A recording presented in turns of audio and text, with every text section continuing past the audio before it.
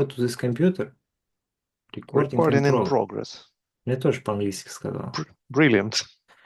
Итак, пилотный выпуск безымянного нашего шоу.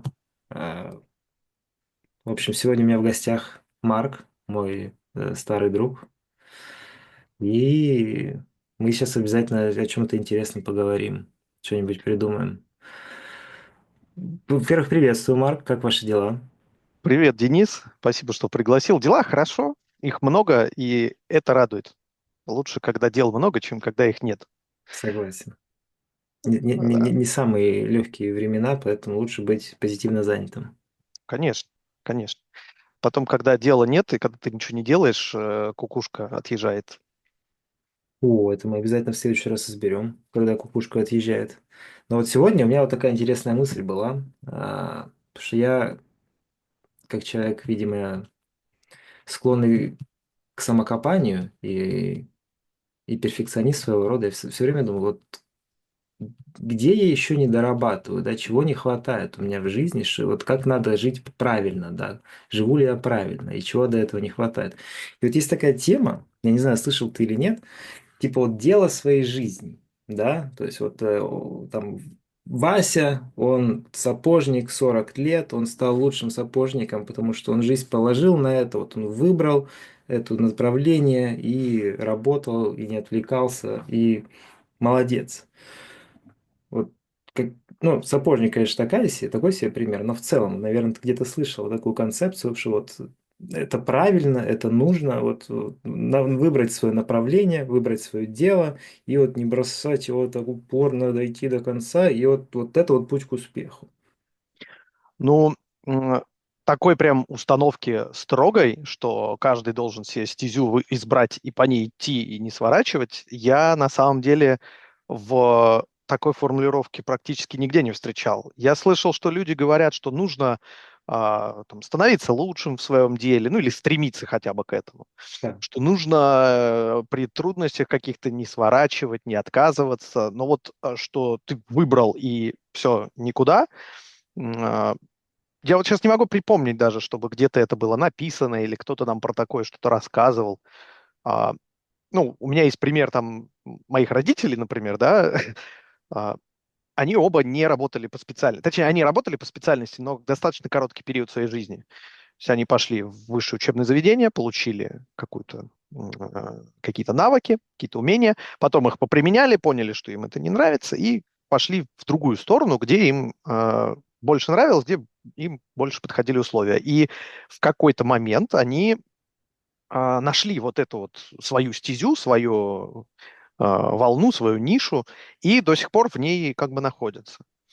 И в целом я достаточно много таких историй слышал, даже вспоминая наши замечательные студенческие годы. Это, кстати, было уже, по-моему, когда мы отучились. Я пришел на концерт к своему другу, к Мгм. дирижеру, и у него был виолончелист в оркестре. Такой маленький, щупленький паренек, в 2 раза Так, так, меньше, чем так. его, или контрабасист. Ну, короче, у него был этот огромный музыкальный инструмент, больше него самого. И он, оказывается, был из Бауманки.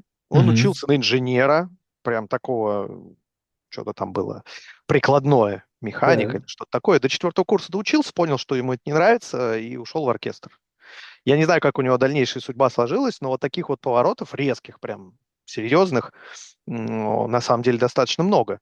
Если даже наш курс взять, у нас много кто работает не по специальности и даже не близко к специальности, а ну, примерно пополам, да, половина, она вот либо в IT, либо в ИБ, либо где-то близко, а другая Мгм. половина где-то прям совсем далеко. И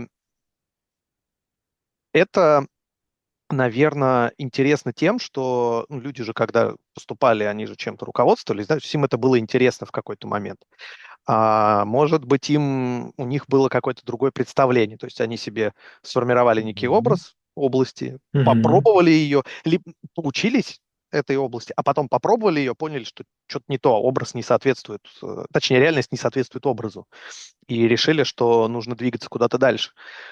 А, но из тех, кто работает, из тех, кого я знаю, все в целом ну, довольны. То есть я не от одного, наверное, из наших вот знакомых ребят, кто по специальности трудится, не слышу, что вот, что-то мне здесь не нравится, не хочу. То есть, очевидно, есть какой-то период, Мгм. вероятно, не очевидно, вероятно, скажем так, есть какой-то период, а, за который человек понимает, что нравится ему то, чем он занимается, или не нравится, и насколько он готов с этим мириться. Потому что, опять-таки, достаточно много людей, ну, как мне кажется, трудятся на там, нелюбимой работе, в какой-то неинтересной им отрасли, но не предпринимают попыток ничего изменить. Мгм. И вот здесь, наверное, интересно порассуждать о том, а какие могут быть причины, во-первых, смены, да, причины и мотивация. То есть причины, ну, это две стороны, да, принятия решения. И какие причины и мотивации могут быть продолжать, если тебе что-то в твоей отрасли не Мгм. нравится, если ты чем-то недоволен, но ты все-таки стараешься, а, ну, раскусить, да, получить какую-то, прочувствовать какой-то вкус, потому что любая специальность, любая отрасль, она же, ну, очень многогранна, очень глубока, тем более сейчас.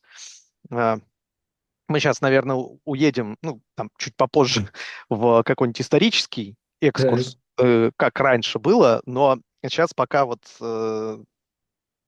давай ты поделишься своим восприятием. Ну, Что ты на этот счет думаешь? очень интересно. Ты согласен со всем, что ты рассказал, со всеми этими примерами.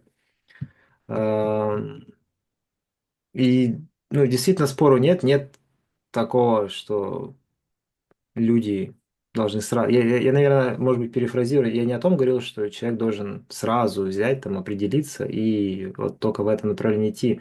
Но даже те примеры, которые ты привел с своего рода резкими сменами такими, да, то есть вообще в другую сторону люди ушли. Например, вот как тот музыкант, да, который учился на технаря и вдруг стал музыкантом. Но а, мы не знаем сейчас, но, допустим, он до сих пор музыкант, до сих пор ему это нравится. Получается, вот в данный момент у него, получается, есть вот свое дело. То, что ты сказал, что, может быть, про дело жизни ты не слышал, но про то, что стать, типа, лучшим в своем деле, типа, это да, это ты слышал. Вот у него, получается, сейчас есть свое дело, да, вот эта музыка. И тут, внимание, вопрос. То есть он вот в этом своем деле, он должен до конца оставаться? Или это просто очередной шаг перед тем, как сделать другой какой-то крутой поворот? Сколько таких крутых поворотов надо вообще сделать? И вот что считать, вот что лучше, да, что правильнее в жизни? Как можно раньше прийти, наделав этих крутых поворотов, как можно раньше в хронологическом порядке прийти к тому, что ты нашел свое дело? Или это абсолютно нормально вот до конца жизни, там, до 100 лет постоянно пробовать то, то, то? Потому, потому что же, ну как говорят еще, есть такое выражение, про человека можно сказать, он там до сих пор не определился, да, чего он там хочет. Ну, так абстрактно, да. Но иногда это говорят про тех, кто там, не знаю, здесь поработал, потом бросил работу, там уехал дауншифтить на Бали, потом вернулся, поработал на третьей работе. А, И вот это вот выражение, да, он еще не определился, он такой негативный оттенок имеет, как будто бы общество, ну, не ценит или общество считает, что это неправильно. То есть вот вопрос, собственно, вот это вот свое дело. Насколько важно его, во-первых, найти в целом, потому что можно же всегда быть в поиске. Важно ли вообще? И насколько важно найти его раньше, чем позже? Вот в этом смысле, потому что твои даже родители, ты говоришь, они тоже сделали поворот, но они, я так понимаю, ну, какой-то уже срок уже занимаются вот тем, что они выбрали в тот раз. Не знаю, там несколько десятков лет, судя по всему, я подозреваю. Ну вот, получается, что вот они нашли свое дело и уже больше никогда с этого пути не съедут. Ну, на примере моих родителей, скорее всего, да. Так. Им нравится то, что они делают. Это приносит им доход, которого им хватает, Мгм. и их устраивают и условия, и то, что на выходе они получают. То есть важно от работы получить, на выходе, в смысле, какой результат. Вот результат их работы, они его видят, он их удовлетворяет, он их устраивает, и у них, по сути, получается полная гармония с ну, делом своей жизни, да, дело своей Мгм. жизни получается, да. Мгм. Как у японцев есть же вот эта вот концепция икигай, когда Мгм. ты делаешь то, что ты делаешь, должно быть пересечением четырех множеств, да. Тебе это нравится, это приносит пользу людям, это приносит тебе деньги и что-то еще, я не помню, какая там четвертая характеристика. Ну, то есть вот, По-моему, ты должен быть в этом хорош. Ну, типа, что, возможно. Наверное, что-то, да, у тебя что-то это такое. получается, Да, да, у тебя это получается. получается, потому что если у тебя это получается плохо, наверное, пользу ты вряд ли этим принесешь. И здесь, наверное, тоже важно разделить ну, профессию или то, чем ты занимаешься, и вот как раз дело твоей жизни, потому что дело жизни может объединять в себе несколько профессий или М, быть ну, каким-то сектором, например, да? Вот возьмем какого-нибудь бизнесмена, допустим, мгм. успешного бизнесмена, который создал какую-нибудь хорошую, полезную, крутую компанию. Так. А, это же дело жизни вот человека, да, управленца. Он придумал идею, он ее смог осуществить, он ее организовал, и она живет теперь.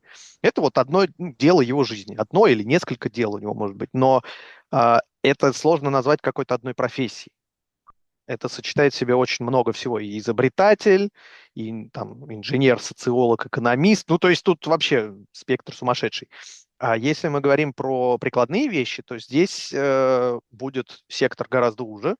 Мгм. Условно говоря, если человек кузнец, ну, он Мгм. кузнец, да, ты, наверное, не можешь быть там кузнецом-экономистом или кузнецом-изобретателем. Ты работаешь с металлом. Ты куешь, ты Мгм. производишь изделия. Там, наверное, есть у них какие-то внутренние деления, но в целом э, это достаточно узкая отрасль, узкое направление, где, если ты уже трудишься, ну, ты там, наверное, и трудишься до какого-то момента. Мгм. А что касается поворотов и смены вектора деятельности, в целом это может быть полезно. То есть человек на новом месте работы или в новой отрасли, в новой роли, он Мгм. может использовать что-то, что он получил раньше. Мгм. Так же, как, вот, ну, например, музыка, да?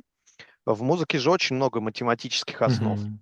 И например, вот тот же самый человек, который учился на инженера, пошел в музыку, у него будет вот этот вот математический аппарат, основа, которую он в какой-то момент может увидеть через призму математики вот эту У, музыку. у.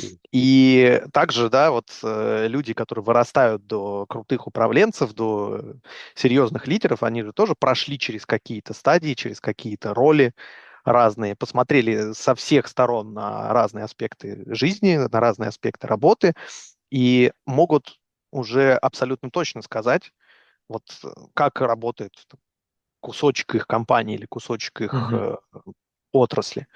А если человек сразу пришел в такое управление, ну, допустим, какой-нибудь сын акционера богатого, Так. да, если он не прошел вот эти стадии, у него совершенно другой взгляд будет.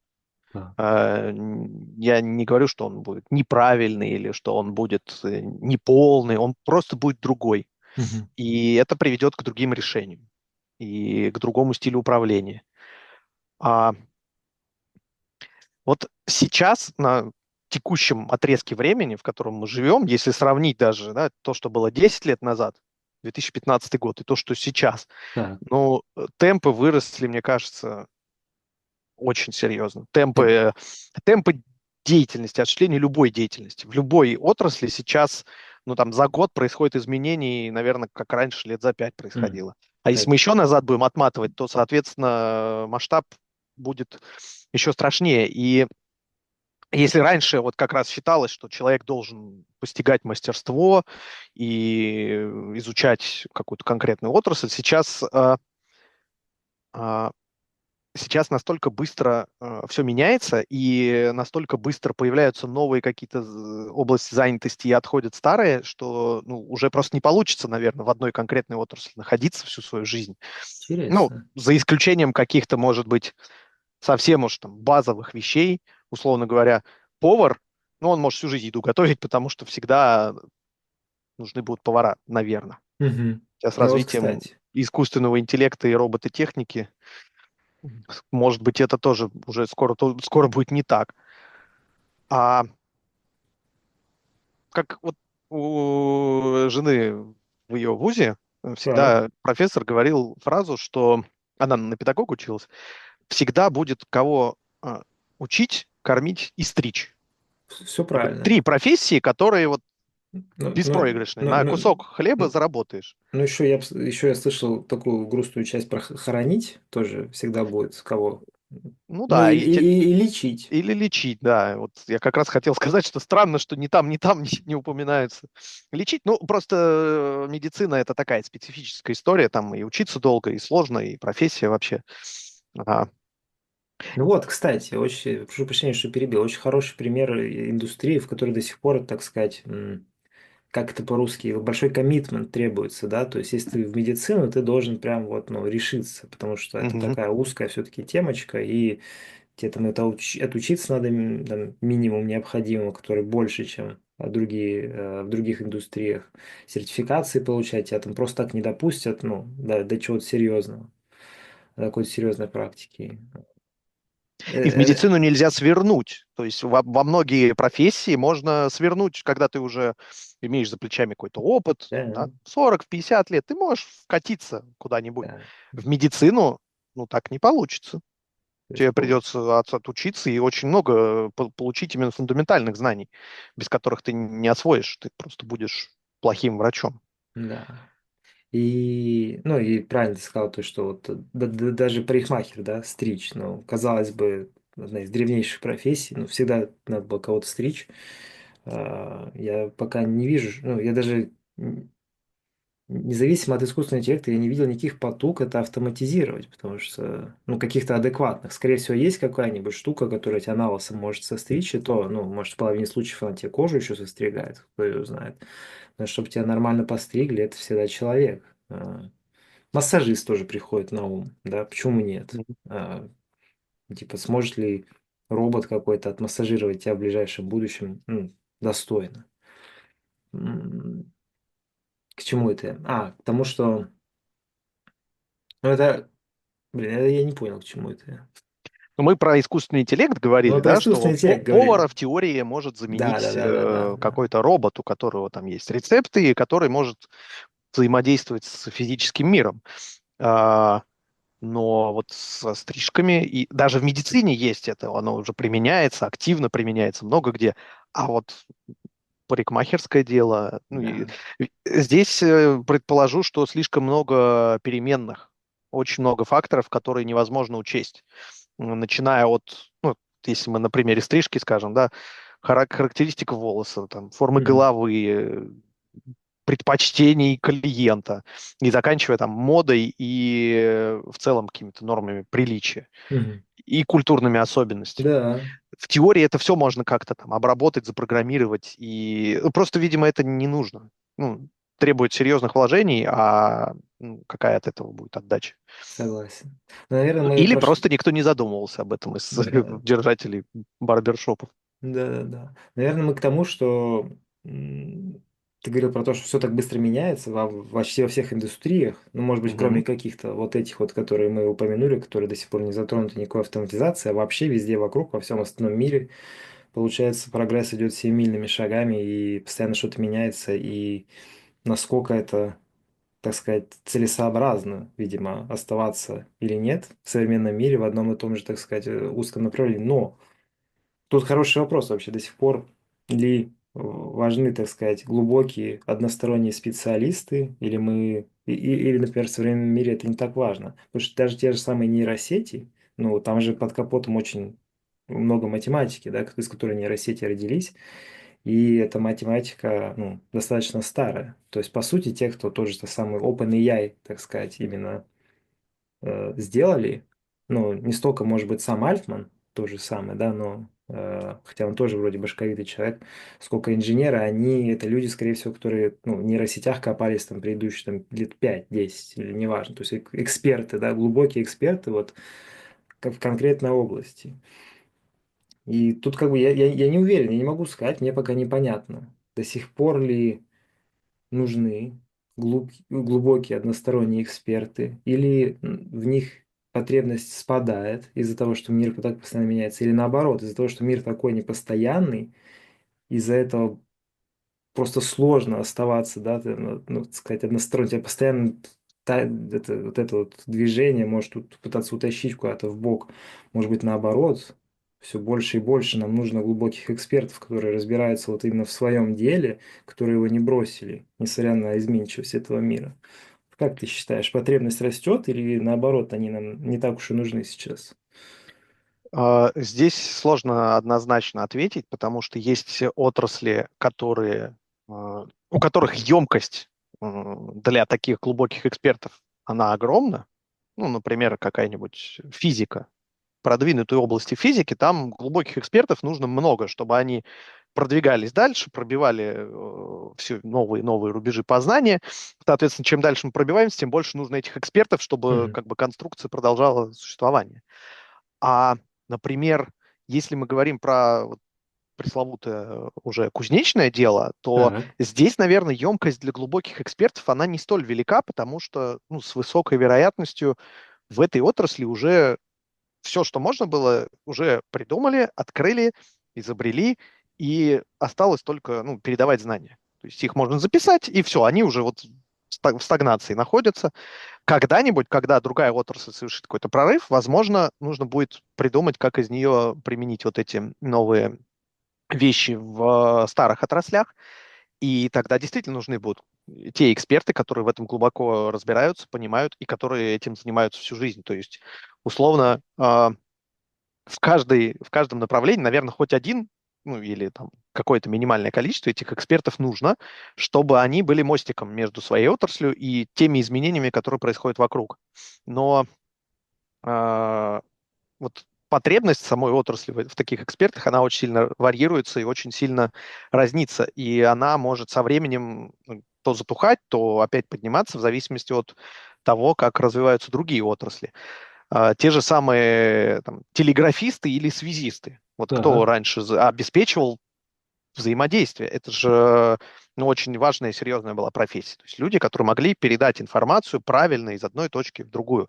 Сейчас это все автоматизировано, но если бы не было этих людей, которые этим занимались, наверное, вопрос автоматизации, они бы затянулись существенно, М. потому что э, те проблемы, с которыми человек столкнулся и которые он решил уже на этапе вот ручного труда, они бы возникли на стадии автоматизации, и там уже их было бы решить гораздо сложнее. То есть, когда мы ну, переписать готовое Мгм. решение сложнее, чем запроектировать все правильно сразу с нуля, да? Мгм. А что еще по этому поводу? Ну и второй фактор, второй аспект– это объемы накопленных знаний и способы их передачи. Если мы вернемся на те же там 200-300 лет назад, во-первых, многие люди были безграмотными, не умели Так. читать, писать, и, соответственно, знания передавались ну, устно или примером, да, делай Так. как я, все будет хорошо. И тогда действительно у тебя не было возможности тут поучиться, там поучиться, хотя есть примеры в истории, да, довольно известные, которые эту историю, которые это ну, не опровергают, может быть, да, но показательны своим нахождением на противоположной стороне Мгм. спектра. Ну, Леонардо да Винчи, да, Петр Ну да. Первый, кто еще вот из таких деятелей, которые во всех отраслях, ну, на тот момент важных, преуспели. А обычному человеку это было сложно. То есть нужно было Конечно. найти мастера, понять, что это мастер, не шарлатан какой-то, научиться у него, перенять навык, отработать его. Плюс продолжительность жизни была гораздо меньше. То есть действительно человек вынужден был просто заниматься каким-то делом. Сейчас, с одной стороны, огромное количество знаний накоплено, Мгм. и И очень много доступность. доступность, да, очень много способов их получить. Там видеоуроки, энциклопедии, мастер-классы. Этого столько, что, ну, наверное, всему чему угодно можно сейчас научиться вот Так. за очень короткий период времени. И продолжительность жизни выросла. Так. И это приводит как раз к тому, что человек, во-первых, достигает вот этой точки, ну, сравнительно глубокой экспертизы. Может быть, это иллюзия, да, но в целом, если сравнить с уровнем знаний, который был там 200 лет назад или 100 лет назад, на достижение такого же уровня нужно там кратно меньше времени сейчас. Человек может быстрее вкатиться в какую-то профессию, в какое-то дело, начать им заниматься. Он не станет в этом деле мастером, Так. но он будет обладать больше информацией, чтобы принять решение, это дело, вот он хочет его дальше развивать М. или нет. А, И вот эта мысль, наверное, наводит нас на такой вывод, что человек при выборе как раз вот этого дела своей жизни или при поиске дела своей жизни, он пробует в себя в разных вещах, чтобы понять, а куда ему хотелось бы что-то от себя привнести. Вот где бы он хотел оставить свой след, где бы он хотел сделать какой-то вклад во что-то, чтобы дальше его результаты кому-то там еще помогли Да. когда-то. Потому что, ну, наверное, без этого желания любое занятие превращается, ну, просто в рутину. Я вот это делаю, Да. потому что мне вот сказали. Ну, и амбиции еще как бы играют роль, да. Мгм. Все же люди очень разные. А, Есть хорошие исполнители, ну, они делают хорошо свое дело. Но если ты поставишь их руководить, они не факт, что справятся с этой Мгм. историей. И наоборот, да, как бы хороший руководитель не факт, что хорошо сможет сам свое дело сделать. Хотя вот здесь можно поспорить, потому что считается, что руководитель должен, по идее, мочь заменить чуть ли не любого своего подчиненного. Ну, если мы не говорим прям про разрыв между SEO там и каким-нибудь джуном, кодером, да, здесь, наверное, это не работает, но на какую-то глубину руководитель должен мочь погрузиться. Мгм. А, и, соответственно, зависит не только от отрасли и от вот тех факторов, которые мы упомянули, да, емкости допустимой этих специалистов и потребности в их наличии, но и от личных качеств человека. И здесь получается у нас очень интересное распределение. А, Так. Если бы все были очень амбициозными и все Мгм. хотели бы стать руководителями, у нас бы каждый второй был бизнесменом, предпринимателем. Делали бы какие-то свое там микродело, какое-нибудь свою занятость. А Этого не происходит. Да? Так. Соответственно, если бы это было исключительное качество какое-то прям, наверное, был бы острый недостаток руководителей и менеджеров. Так.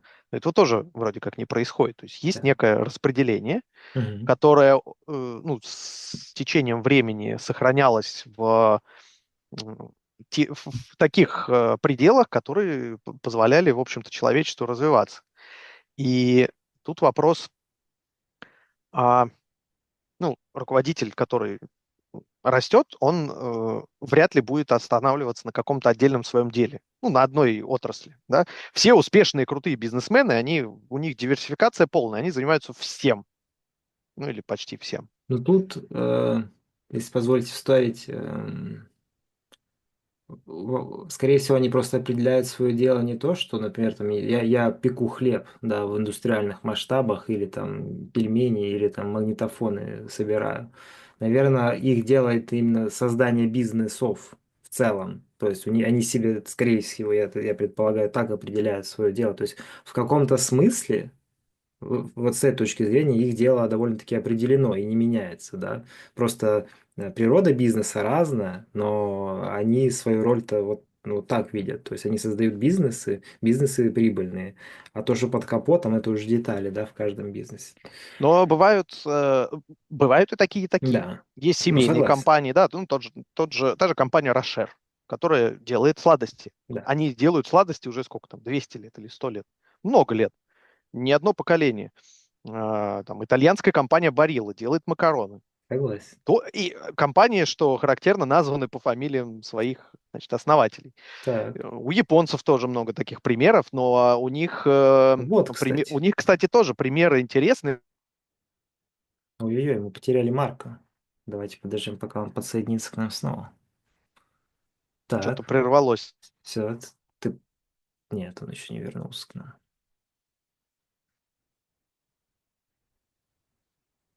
Так, ты Так, снова с нами. да, я снова в эфире. И мы говорили про, собственно, зарубежные, в том числе японские компании, которые такие семейные. Ну да, которые в свое время делали развороты, либо которые сразу были форкнуты, ну, типа там Ямаха. Да, мы Ну, делаем Ямаха, да, мотоциклы и мы делаем пианино. пианино. Почему бы и нет?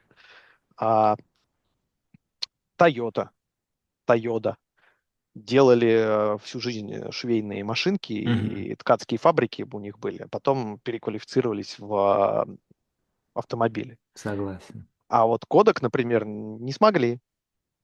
Всегда делали фотоаппараты И пленку. и пленку. Ну и, скажем так, записывающее оборудование, видео. Да. там и у них же и камеры были, да, но как только пришла эпоха цифры, они не успели, и все, нету кодека больше. Да. А, Ну тут у нас какие-то, знаешь, это примеры, получается, когда вот выбранное стабильное направление, оно может быть как выигрыш, так и проигрыш. Ну, например, тоже там Mercedes-Benz, да, то есть мгм, автомобили уже там более 100 лет люди делают и до сих пор делают замечательно, и бизнес процветает. Ну, не только автомобиль, но если рассмотреть автомобильную часть этого концерна. А с другой стороны, тот же Kodak, да, попытались такую же историю сделать и не прокатило. То есть, получается, ну, вот неоднозначный какой-то фидбэк от таких примеров. То есть стоит оно того, стоит ли а, или не стоит. а И, это, по сути, пример с и, и, телеграфистами. Почему и- кодек больше не нужен? Потому что эпоха цифры. Нет аналоговых. Ну, есть, но ну это уже да. не так распространено, не так востребовано. А, и это нас возвращает к вопросу, а насколько нужно вот упираться в одно какое-то конкретное дело Мгм. и посвящать только ему всю свою жизнь и достигать там каких-то вершин мастерства. А, Мне кажется, что ты, скорее всего, сначала достигаешь вершин мастерства, а потом в какой-то момент просто пропускаешь этот момент, когда это мастерство уже ну, никому не неактуальным нужно. Да, да, становится, да. да. Мне кажется, это, ну, я подозреваю, опять же, что, скорее всего, в эту сторону работы. Я могу легко представить, когда ты там, вот, там попробовал то, пробовал это, нашел вдруг вот свое, стал этим телеграфистом, которого ты знаешь, и ты там Мгм. чертовски хорош в этом, и ты там строишь планы, как там, вот и тут я телеграфизм улучшу, и и нанесу пользу, и это. И ты среди этого всего, ты чертовски хорош, тебе это нравится, это ты икигай вот это нашел, казалось бы, все, Мгм. да. И ты среди этой всей эйфории, находясь на пике счастья своей жизни, можешь легко и пропустить тот момент, когда ты проснулся, а в газетах написали, что все, типа, нет ничего. Мне кажется, это скорее, наверное, так происходит. За эйфорией, может быть, люди не замечают. Они сначала становятся мастерами. Возможно. Я... Но отвечая на вопрос, тогда ответ, стоило ли становиться мастером этого дела, ну, ответ был очевиден, стоило. Мгм. Второй вопрос, типа, в какой момент и как не пропустить этот момент, когда уже бессмысленно быть мастером этого дела, потому что дело теряет смысл.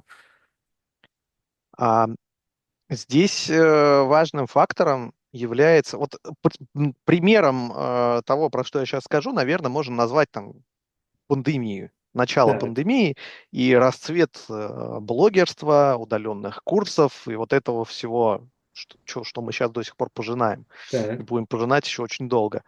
А, нужно какое-то занятие, какое-то дело, помимо вот основной работы, Мгм. основных твоих там, обязанностей, которое тебе может быть просто интересно, как хобби, или которое, ну, я даже не знаю, которым ты занимаешься для какой-то цели, не связанной вот с профессиональным ростом. Ну, Мгм. там, я не знаю, ходишь в клуб разговорный, да, какой-нибудь Мгм. язык изучаешь. Это полезно, это тебя развивает, но это не связано с твоей основной работой. Ну, или спорт какой-нибудь, да, ты поддерживаешь свое тело. И в момент, когда твоя основная деятельность теряет актуальность и отходит на второй план, у тебя есть такие запасные аэродромчики. То есть, если ты Мгм. чем-то занимался, наверное, тебе это приносило какое-то удовольствие. Ну, все мы знаем эти прекрасные примеры, когда человек хочет записаться в спортзал, берет абонемент, ходит 2 раза и все. Но если ему нравится, он будет ходить. Вот он будет просто ходить. Да, он будет заниматься, ходить в зал. Если ему по кайфу, он это будет делать.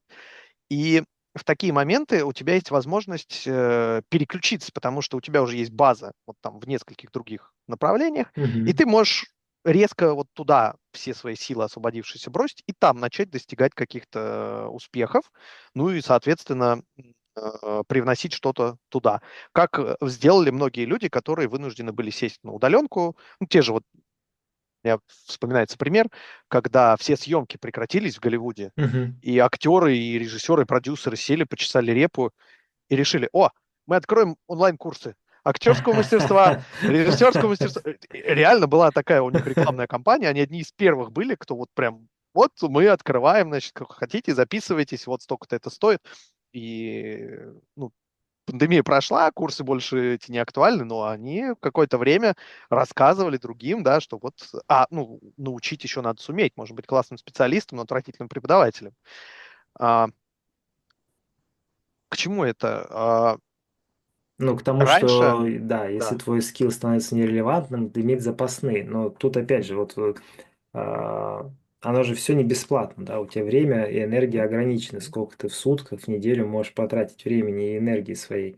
И опять же, семья еще, ну, я не хочу сказать отнимает, но на семью хочется выделять какой-то процент времени в том числе. Конечно, И, конечно. и как тогда найти этот баланс? То есть мы пришли к какому выводу? Чтобы чувствовать себя более безопасно, даже если у тебя есть какое-то там дело, которое ты считаешь делом своей жизни, стоит иметь какое-то там альтернативное хобби, которое в случае чего ты можешь развить, если твое основное дело под угрозой, под какой-то. Ну и, наверное, логично, что чем больше у тебя таких хобби, тем выше вероятность, что какое-то из них выстрелит, когда тебе потребуется это. Но чем больше таких хобби, тем больше времени на них надо выделять, правильно? Потому что если ты не выделяешь на что-то Мгм. времени, то у тебя и скилл падает, это смысл теряется. Оно перестает быть альтернативой, да, в будущем. Как вот это отбалансировать, да? И опять же, как не свалиться в эту э, категорию не определился с жизнью, когда ты вообще каждый месяц занимаешься чем-то другим в попытках быть типа, ну, и на дуде игрец, и чтец, и жнец, ну, готовым ко всему, так сказать, но при этом нигде не эксперт. Ну, такие люди, наверное, тоже своего рода эксперты. В Они, мультитаскинге. они эксперты в поиске себя, то есть они могут, пройдя там через ряд трансформаций, они уже, наверное, должны были подметить какие-то факторы, которые влияют на время, проведенное в какой-то отрасли или в Мгм. какой-то профессии. То есть нужно просто увидеть, ну, просто сказать просто, а сделать, Ну, наверное, это непросто. Им нужно увидеть вот в том ритме жизни, в том образе жизни, в тех подходах, которые они применяют, какую-то систему, какие-то там факторы подметить, и потом свою экспертизу реализовывать уже вот как ну, наставники, да, давайте мы вам поможем, подскажем, как определиться, нравится вам то, чего занимаетесь или нет. Мы там сменили 10 компаний за 5 лет, и нам ничего не и понравилось. да, нам ничего не понравилось, поэтому мы знаем, как выбирать, да. Ну, звучит вообще так себе, конечно. Но я понял, Звучит так интересная себе, идея. но это нужно просто в продающей формулировке облечь, как, собственно, вся инфо-цыганщина делает, да. Так. Экспертный эксперт по экспертности, наставник лидеров, коуч миллиардеров и так далее. А, но даже в таких прыжках наверняка можно найти какую-то ценность. Да, Мгм. ее нужно вот как старатели, да, золото намывали из Мгм. песка и грязи. Вот точно так же можно раскопать, потому что человек, который, условно говоря, повидал там десяток компаний изнутри за короткий период времени, у него должна была составиться какая-то картина, где что-то хорошо сделано, где что-то плохо сделано, и как можно там, это все улучшить. И мы, похоже, плавненько приближаемся к тому, как зародились консультанты. А, Так, ну это на следующую серию мы оставим, естественно, Да, да, консалтинг. да, Заря и современность консалтинга. да, да. Просто вопрос очень сильно будет отличаться, наверное, для Ответ отраслей и или ответ, да. вопрос. И вопрос, и ответ. Для отраслей, ну, вот, реальный сектор, что называется, да, когда ты что-то производишь или что-то ты добываешь, то есть ты работаешь с физическими, вещественными вещами. А вот если мы отойдем от секторов и для наших молодых слушателей, например, которые еще ни в каком секторе, вот Мгм. им-то как быть? То есть когда ты еще только начинаешь жить, и вот, собственно, и пытаешься ответить на вопрос этот, доколе мне пробовать там лево-право, стоит ли мне, даже если не нравится, все-таки на чем-то остановиться и распробовать, потому что иногда, знаешь, аппетит приходит во время еды, иногда тебе Мгм. что-то там не очень, а потом ты как вошел во вкус, потом ты как их стал экспертом, все стало вдруг легко, и тебе стали платить огромные деньги, такое тоже же бывает. И ты вдруг Бывает, внезапно конечно. наслаждаешься тем, что первые 2 года, ну, плевался от, там, не знаю, Мгм. от чего-нибудь. То есть, вот есть ли легкий ответ на этот вопрос, доколе продолжать поиски, какие есть сигналы, что пора останавливаться и подольше провести времени на чем-то? Вот ты, вот как вот для себя этот путь прошел? Ну, легкого универсального ответа, как водится, не существует, Так, но есть хороший, на мой взгляд, подход, который, собственно, ты мне подсказывал в так. одном из наших звонков стратегических, назовем это так. Ну, я как Э, типичный инфо-цыган мог много чего сказать, я уже забыл. Ну, давай, рассказывай. Нет, суть в том, чтобы здраво проанализировать свою деятельность, разбить ее на какие-то вот кусочки, Мгм. что ты делаешь каждый день, каждую неделю, каждый месяц. Какие у тебя есть задачи, какие конкретно дела ты делаешь, вот прям руками, ногами, головой. И понять, какие вот эти вот кубики, какие кусочки тебя драйвят, то есть от Так, чего ты получаешь прям кайф, а какие тебя дрейнят. Это так, прям твоя фраза, да? То есть это что из тебя все силы вытягивает, но делать надо, ты, м, значит, сжав волю в кулак, берешь и делаешь просто. так. И потом, расписав вот эту картину на, условно говоря, плюсы и минусы, ты можешь поговорить с руководством, с друзьями, там, с коллегами и поинтересоваться, а вот где больше вот того, что в плюсах, то, что драйвит, а и меньше того, что дрейнит? Мгм. Где у нас, например, в компании, где у А, нас в отрасли, где в другой отрасли. И, может быть, таким образом получится подобрать род деятельности, который больше подходит там, психотипу человека, его каким-то предпочтениям. А, Я, собственно, для себя примерно так же анализирую. Я 12 лет уже, нет, 13 лет уже почти в одной компании занимаюсь примерно одним и тем же делом. Ну, это дело очень разностороннее, поэтому оно не надоедает и не приедается, но, тем не менее, тоже есть вещи, которые драйвят, которые дрейнят. мгм. И я периодически вот такое взвешивание контрольное произвожу, то есть анализирую, что я получаю от этой деятельности, как эксперт, как человек, Мгм. какие блага физические, материальные, там, духовные, экспертные, еще какие-то. И что, чего мне это стоит? Что я Так, должен отдать, чем я должен пожертвовать. И вот, вот эти все вещи, которые дрейнят, они попадают как раз в категорию, чего мне это стоит. так. С чем я должен смириться, чтобы получить то, что я получаю. И, ну, пока вот этот вот плюсовой столбик, он перевешивает. Здесь, наверное, сложно, может быть сложно разделить вот эти вещи на какие-то квантируемые составляющие. Когда ты там адвокат, например, а, хотя плохой пример, там все в основном понятно, ты общаешься с людьми, с разными, ну, разговариваешь, да, это вот прям большая часть твоей работы, и ты читаешь Мгм. документы. Вот, может быть, меня сейчас все юристы закидают камнями, но видится, что это вот основные две Так. задачи. Они там под собой подразделяются на разные категории разговоров и чтения, но, тем не менее, сводятся в основном к этому. И, ну, нужно там хорошо помнить все эти вещи, которые ты прочитал и которые ты узнал. А, например, какой-нибудь плотник, он там работает с деревом, он вытачивает что-то, там, стругает, пилит, покрывает лаком. Вот если плотнику дать задачи, например, общаться с какими-нибудь клиентами или счета, например, выставлять, я Ну, думаю, что он понятно. абсолютно не будет счастлив. Конечно. Да, то есть нужно свою вот Но, эту но деятельность на кстати, такие вещи разбить. Да. Кстати, ты вот такое предположение делаешь, а может быть, он и будет счастлив, потому что ты же никогда не знаешь, пока не попробуешь, а может, он никогда не Не попробовал, знаешь. может, он в душе и бухгалтер, и адвокат, просто он до этого жил в неведении. И тут у Вот, меня возникает да. вопрос к тебе лично, потому что ты, несмотря на то, что вот абсолютно логически рассказал про эти взвешивания, да, за и против, и то, что ты проверяешь, что до сих пор находишься, типа, на ну, приятном для себя месте, так сказать, отличный подход.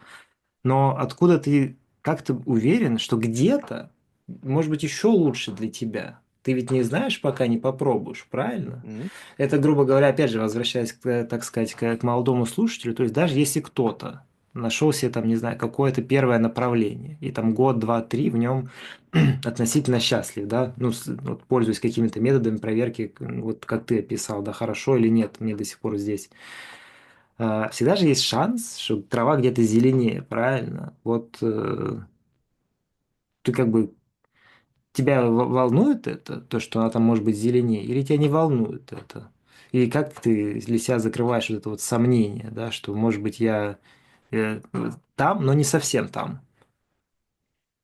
Я несколько раз вот в этой точке был, по сути, да, как точка принятия решения. Вот пойти куда-то, где, возможно, трава зеленее, или остаться здесь. Здесь уже трава кажется, может быть, не такой зеленой, но вроде все еще достаточно свежая. А каждый раз решение принималось вот ровно по такому же сравнению. То есть я брал точку, что у меня есть здесь сейчас, Мгм. а, брал вот те как бы условия, которые были обещаны, скажем так, да, то есть это Мгм.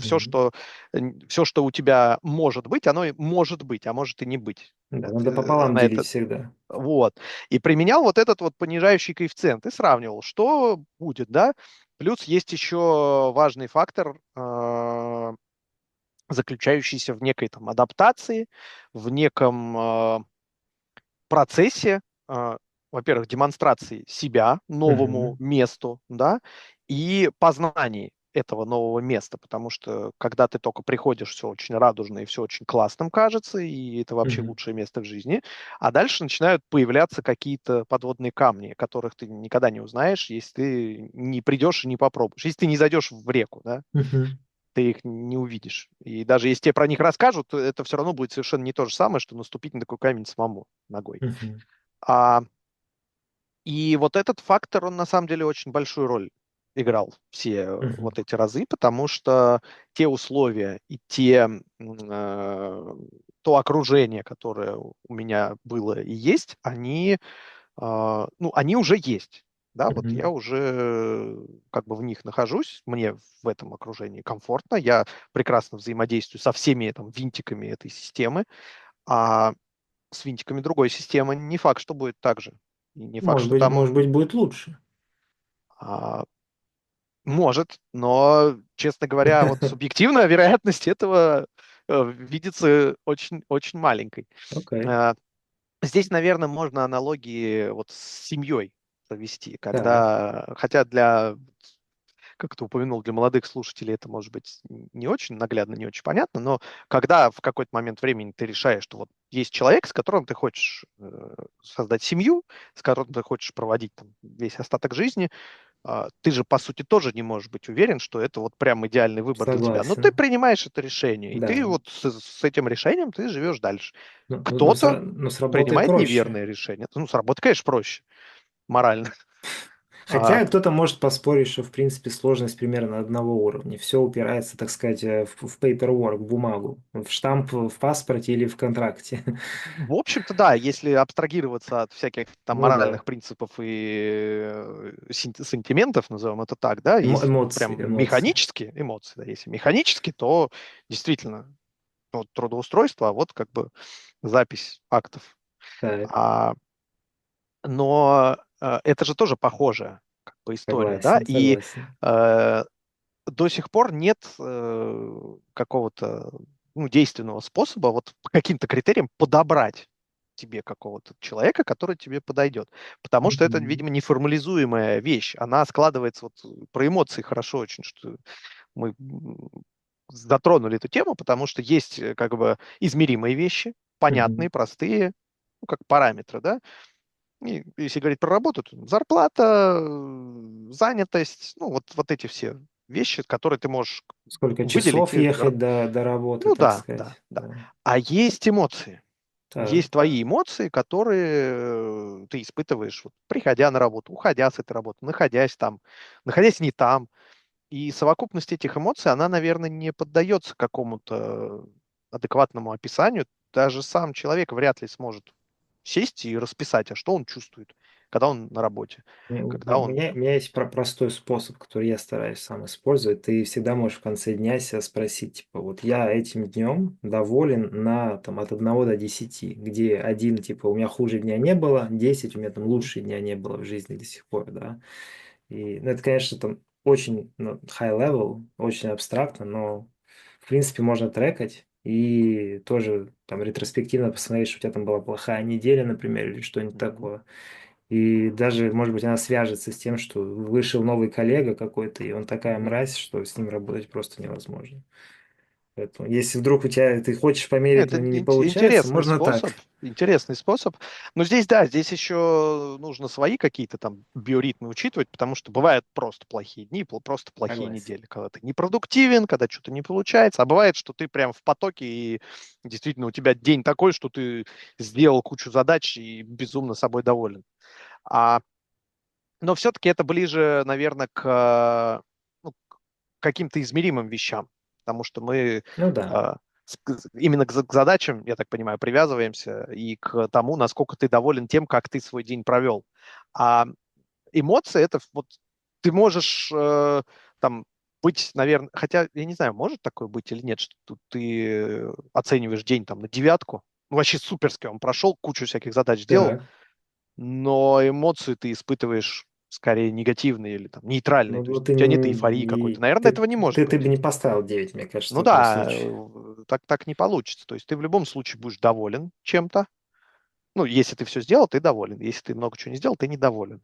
Не, ну если ты недоволен, наверное, есть какая-то причина. Даже если Ну нет да, причины, я просто, если я спрошу, а ты недоволен, сегодня такой, ну, блин, ну, пусть будет 6. Типа, не знаю почему, но что-то 6 ну да, какое-то. да. Или может быть ситуация, когда ты вообще ничего на работе не сделал, но там поговорил с кем-то, что-то сделал Да, в быту, и у тебя день прям да. заиграл новыми красками. Ну да, если в таком контексте шкалу применять, то действительно должно работать. Ну, опять же, на каком-то уровне. Ты, естественно, ты правильно сказал, что есть, так сказать, это, как в любой системе шумы. То есть у тебя может быть Мгм. просто там солнышко вышло, и сегодня день, тебе погода понравилась, поэтому у Да, тебя день восьмерка, а на да. работе ничего примечательного не случилось. Такое тоже бывает. Мгм. Вот. Но, получается, возвращаясь к началу-то, нету этого ответа.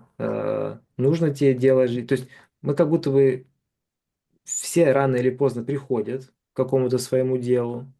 Мы разобрались, что есть вполне себе примеры из истории, когда даже на уровне больших компаний, опять же, как Kodak, свое дело, оно после многих лет может оказаться под риском. То есть оно не навсегда. Даже если вы нашли, это может быть не навсегда легко и просто. И путь к поиску своего дела, он тоже может как быть относительно быстрым, так и, ну, например, ты, мне кажется, относительно быстро нашел и, судя по всему, до сих пор доволен. А есть люди, которые, может, не знаю, там 3 работы, опять же, поменяли, и не то чтобы они недовольны, но они никак не могут остановиться. Мгм. Но как-то я как инженер всегда хочу найти систему, хочу найти фреймворк, хочу найти простой ответ на вопрос, но у нас не получилось в этот раз найти ответ на Пока не простого получилось. ответа. Не факт, что его нет, потому что, ну вот из наших рассуждений, из диалога видится, что, во-первых, у каждого человека есть свой, наверное, ну как у отрасли есть или у какого-то дела есть capacity на узких специалистов, также и у каждого человека, наверное, есть какое-то вот это capacity заложенное, сколько раз или сколько направлений он мог бы попробовать в своей Так, жизни. сколько раз можно попробовать, да, с возрастом Да. сколько раз можно, становится все меньше.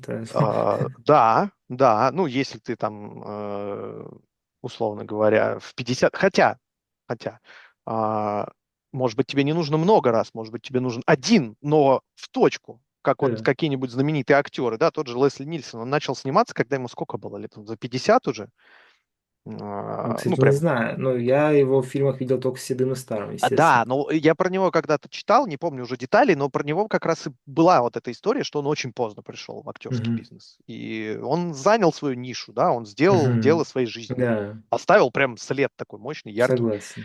А при том, что начинал он с ролей не комедийных. У него первые фильмы там драматические, и Ага. самый первый фильм его называется, по-моему, там что-то про пришельцев. Короче, это такой типа Чужого, только пораньше был снят и Хоррор. попроще.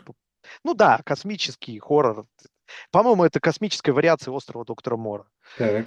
Вот, ну, и он там играл, и судя по там, отзывам различных экспертов, синефилов, хорошо играл, Мгм. классно, но лучше всего он раскрылся вот в таком Мгм. амплуа. М, Точно так же есть ряд там, предпринимателей, да, крутых, которые тоже достаточно поздно. Я сейчас не вспомню ни одну фамилию, но помню, что были такие примеры, которые там после 50 Да, пришли к да. тому, что что-то свое открыли, и оно выстрелило, оно заработало. Но на что в итоге-то с твоей и теорией про А сколько раз? Получается, это фиксированное число раз или как оно я работает? думаю, что оно у каждого свое, Тут как и тонко у, подмечено. ну, так же, как и когнитивные способности у всех очень разные, да, и Так. предел у всех очень разный. А, определить, наверное, это как-то можно в каком-то там раннем возрасте, потому что, ну, если мы возьмем те Но, же самые примеры, да, там, Леонардо да Винчи но, какого-нибудь, но подожди. а, То ну, есть вот это число раз, это мы говорили про число поворотов, которые человек может сделать. Ты да, это имел в виду. да, То к есть и... число перестройки мозга, потому что когда ты переделываешь, ну, когда ты делаешь такой поворот, тебе нужно сильно достаточно перестроить свои подходы. Ты не можешь с ментальностью там, слесаря с завода прийти в актеры. Ну, просто не получится. Я бы, мне кажется, определил это скорее как в целом навык, то есть чем сильнее у тебя развит этот навык, ну, нейропластичности своего рода, или как это Мгм, назвать, тем тебе легче даются эти смены. Логично, что с возрастом у тебя нейропластичность в целом, ну, падает, да, мозг там мгм, все меньше хочет меняться. Но окей, я тебя понял. Но, да, допустим, есть вот это число какое-то, да, сколько ты можешь делать поворот, ну, так это что получается? Если ты последний поворот сделал не туда, то все, застрял и уже никуда не свернешь. Потому что ты же можешь м, сделать этот поворот и снова оказаться где-то, где тебе не можешь. очень приятно. Можешь. Как? Ну, если поворачивать наугад, наверное, так и произойдет, скорее всего. О, А а если как делать надо? вот... А вот как мы обсуждали, нужно понять, почему ты хочешь сделать поворот, то есть что Ага, тебя сподвигает вообще к этим мыслям, какие факторы. И постараться повернуть так, чтобы вот в том месте, куда ты повернул, этих факторов либо не было, либо они очень были настолько интересно. там маленькую долю занимали, чтобы они тебя не трогали. А по поводу там конечностей этих поворотов, ну, достаточно много, мне кажется, людей занимаются нелюбимым делом. Ну, да, они вот так повернули, там жизнь заставила, обстоятельства такие Мгм. были. Не всегда мы можем управлять как бы своими этими поворотами. Иногда за нас решают внешние факторы. А, Другое дело, что, наверное, в каждой там, занятости, в каждом деле можно найти какую-нибудь точку, вот, в которую ты бы хотел прям надавить и что-то привнести, и это тебе будет давать хоть какую-то радость, да, от того, что ты занимаешься каким-то условно Мгм. нелюбимым делом. А, по поводу нейропластичности, наверное, эту историю можно как-то померить. Просто мы пока не до конца понимаем. Ну, скажем так, у нас система образования всех во Ну, всем мире окей, очень, очень старая. Она так. очень как бы устаревшая. Когда нужно было давать большое количество вот этих фундаментальных знаний в разных областях, и это давалось в отрыве от реальности, наверное, сейчас это время проходит, потому что, а может быть и нет. Потому что, ну, зачем нужны вот эти универсальные знания, да, вот эта школьная программа, которая дает тебе знания из всех областей. Почему нельзя взять там ребенка и сказать, так, ты будешь учить там только химию и физику и математику, вот эти Ну, три ну, предмета ну, тебе ну, нужны, мне там языки и прочее не нужны. Ну, мне кажется, ответ довольно очевиден. Ну, я не знаю. Неужели ты хочешь, чтобы я на него ответил? Нет, я хотел сказать, что потому что Так. ты не знаешь, к чему у человека могут быть способности. И вот это, Ну, и где, и это какие навыки ему понадобятся, чтобы дальше углублять свою именно. экспертизу. То есть это база, без которой, условно, человек не может там, функционировать в бытовом смысле Да, да. и не может Я выбирать бы направление. еще, да, я Да. бы еще, это все правильно. То, что чем, так сказать, больше инструментов ты дашь, ну, ребенку в школе, да, М, и так далее, и в университете уже молодому лбу или девушке, тем, естественно, у них будет больше способов себя проявить и попробовать в этом мире. Но с другой точки зрения, опять же, я рассматриваю образование в целом, в том числе как способ подготовить людей к жизни, чтобы они в жизни были в целом более там, успешны, более готовы к ней, да. Жизнь, она же, ну, абсолютно чертовски многогранна, да, у нее куча мгм. проявлений, и ты никогда не знаешь, вот выходя на улицу, с чем ты сегодня встретишься, нужно ли быть тебе там, не знаю, уклоняться от сумасшедшего таксиста, где нужны физические скиллы, или как-то общаться с просрочкой по ипотеке, чтобы тебя квартиру не отняли, и там Мгм. диалогом, знаешь, как в Fallout, типа убеждением пытаться выкрутиться. Да, да. Или тебе надо будет очень внимательно посчитать, чтобы тебя на кассе не обсчитали. То есть, и, естественно, ну, из-за того, что эта штука такая многогранная и сложная, тебе надо знать это всюду хотя бы по чуть-чуть. Ну, Мгм. а там уж дальше ты разберешься, где стать экспертом. Так, но... То есть, мне кажется, это до сих пор актуально, и в этом смысле я не вижу, чтобы там современное образование, оно как-то устарело. Вопрос, конечно, к университетам и так дальше, но вот это вот широкое образование я до сих пор голосую за, так сказать. А база, Да. да. А вот методы, наверное, нет. Потому что, ну, как вот сын в 4 классе учится, и регулярно мы сталкиваемся с проблемой, и как бы самое интересное, что учителя уже даже не до конца осознают эту проблему, но Мгм. когда ты им задаешь правильный вопрос, их как, знаешь, как озарение наступает, Мгм. и они прям такие, сейчас поясню, про что я говорю. Э, Система образования, вот, по крайней мере, в России, она заточена под то, чтобы найти недостатки и на них указать. Типа, вот ты Да. здесь сделал плохо, вот здесь ты сделал некачественно. Вместо того, чтобы говорить, а вот тут ты молодец. Вот это у Ну, тебя круто получается, и здесь в, круто. в идеале и то, и То другое есть нужно. и то, и другое нужно, просто баланс поменять. А у нас есть только вот первое, второго вообще нет. Потому что когда мы там, например, с учительницей общаемся, когда она нам говорит, что типа вот здесь вот нужно поработать, здесь нужно, задаешь встречный вопрос, а что классно получается? Н- Не сразу, Ну что-то же человек не сразу получается. может ответить. То Ну есть да, это, да, да. это прямо видно, когда начинается мыслительный процесс. Ну, у нас хорошая учительница, хороший педагог, она как бы, ну, Но она может тоже это посмотреть эту подмечает. запись.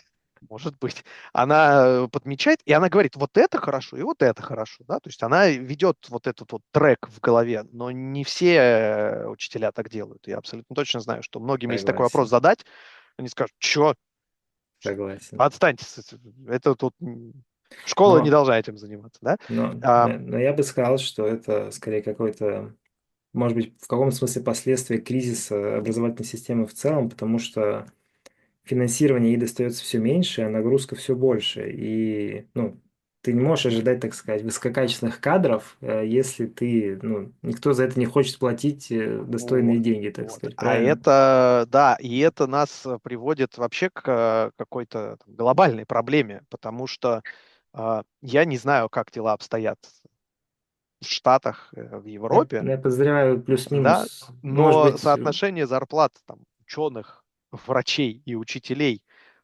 к любой другой профессии в России просто идиотское.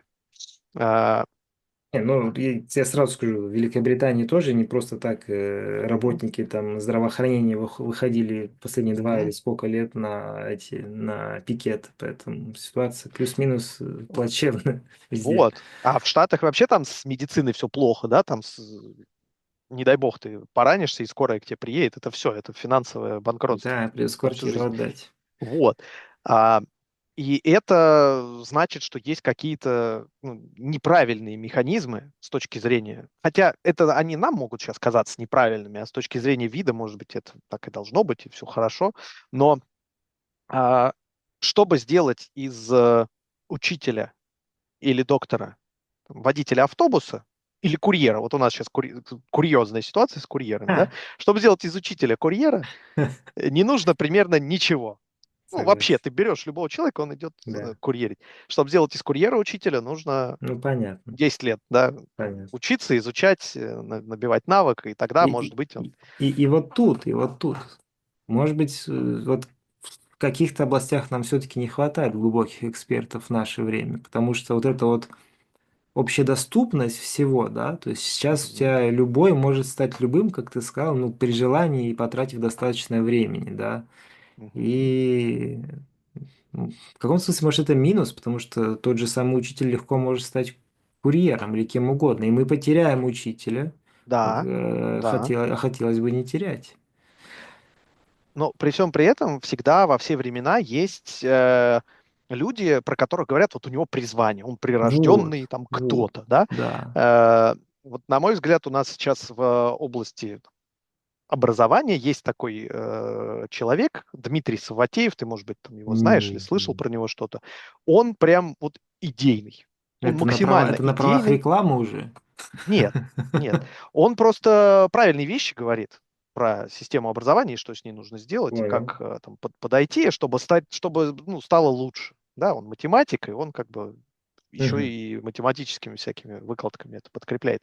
И он, наверное, он мог бы стать там классным предпринимателем или классным там интерпренером. Мгм. Может быть, он, кстати, и выезжает сейчас на этом, что у него там канал, там еще что-то есть. Но, тем не менее, да, он говорит про вот эту тему, он ей старается заниматься. Плюс есть же там в истории много разных примеров.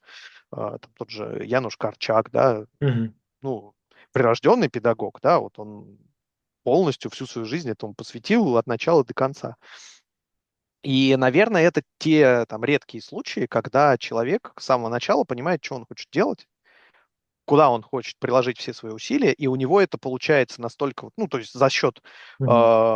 изначально выбранного вектора и всех максимальных приложения сил в этот вектор, и на протяжении всего как бы периода жизни человека, да, то есть мы имеем много усилий в одну точку и на длительное время. Получается, что этот человек двигает как раз вот эту отрасль, и ну, это большая удача, наверное, что он вот так вот попал, что называется.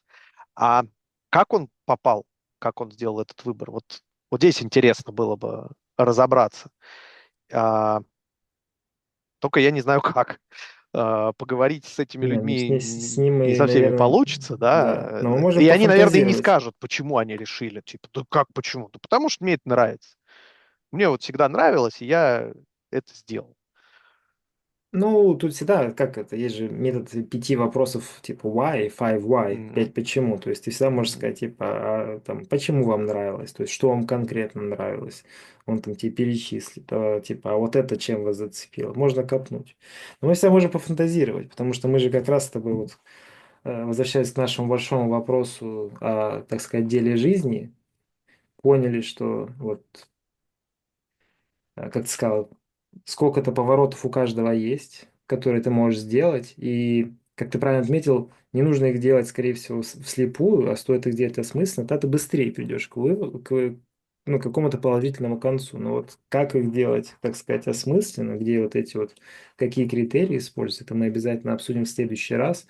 И еще одну хорошую проблему для следующего раза ты как это захайлайтил, подчеркнул, что действительно есть ситуация, когда человек просто застрял ни с того ни с сего. А вот почему он застрял? То есть вроде бы он ходит недовольный, да, с утра уходит, вечером недовольный возвращается. Зачем он продолжает этим заниматься?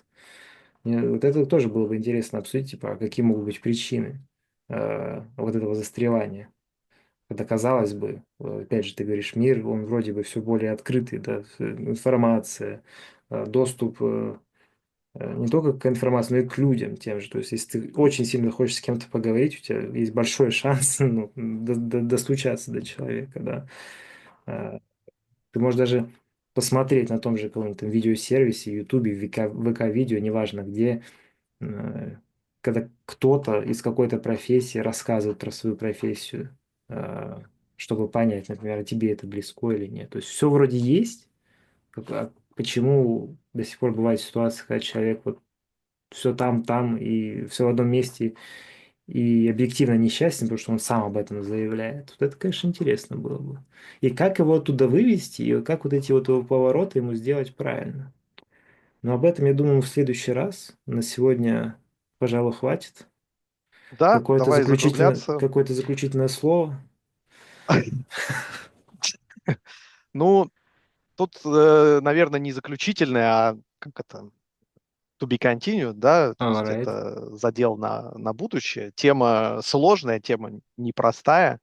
А, Здесь, наверное, такое, ну, напутствие можно дать. Не обязательно обо всем, вот обо всех этих факторах, обо всех этих вещах на которых ты основываешь принятие решений, кому-то рассказывать. Но важно с самим собой честно поговорить. Вот когда ты принимаешь какое-то решение, не надо никого там звать, не надо ни перед кем, но с самим собой надо прям честно сесть и побеседовать.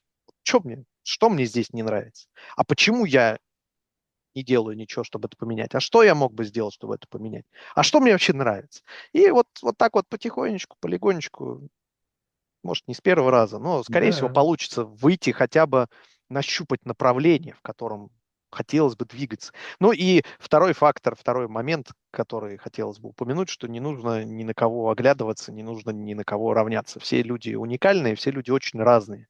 И не надо считать, что там одна отрасль более престижная, чем другая. Все, чем люди занимаются, оно зачем-то нужно, оно какую-то пользу приносит. Что-то оно делает. Поэтому всем место и занятие найдется. Надо просто честно для себя решить, да, что хочется, а что не хочется. да. Вот Ну что ж, как-то так. да, слушай, ну это умно, это очень сильный мув, я его абсолютно поддерживаю, вот это вот честно сесть с собой и саму себе ответить.